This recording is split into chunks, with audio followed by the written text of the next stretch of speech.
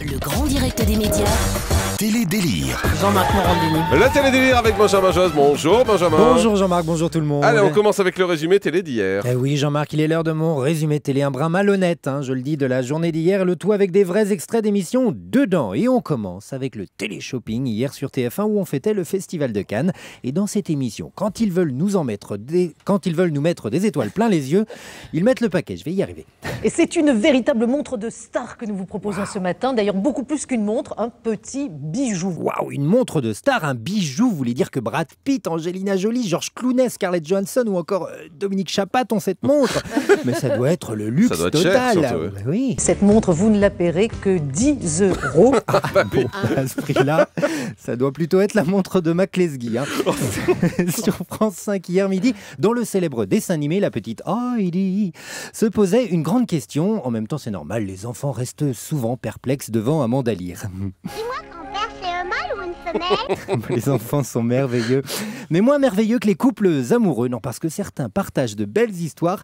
Écoutez bien cette confession faite dans Les Amours hier sur France 2. C'est ce qu'on appelle une histoire cochonne, mais pas cochonne comme vous le pensez. En faisant l'amour, un soir, comme ça, je lui ai dit d'arrêter, d'allumer la lumière. J'ai ouvert ma bouche, puis j'ai enlevé une dent qui était tombée de... Ah bah voilà. Une histoire cochonne, je vous disais. En entendant cette anecdote, j'ai d'ailleurs pensé à Céline Dion. Bah oui, c'est ce qu'elle doit vivre dans son intimité avec René Angélil, sauf que lui, c'est le dentier qu'il doit enlever. Bon, d'ailleurs, on termine avec le documentaire diffusé hier sur France 3. Oui, ça s'appelait Céline Dion, une star pas comme les autres. Et moi qui adore le Canada, avec cette star québécoise, j'ai été gâté toute la soirée avec des sorts pas de bon sens, tellement heureuse. Ou de je suis tombée en amour avec René, ou encore c'est-tu pas possible d'être aussi gâté dans la vie. Oui, Céline Dion est toujours enjouée, toujours hyper heureuse, toujours hyper excitée, presque euphorique. Dans une vie antérieure, elle a dû être chien d'aéroport et avoir trouvé plusieurs tonnes de cocaïne. Je vois pas d'autre explication possible quant à l'excitation perpétuelle qu'elle montre.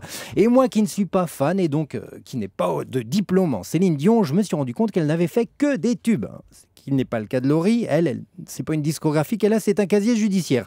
Et c'est sur cette toute petite méchanceté que je vais vous laisser. À jeudi prochain. Merci beaucoup Benjamin Josse.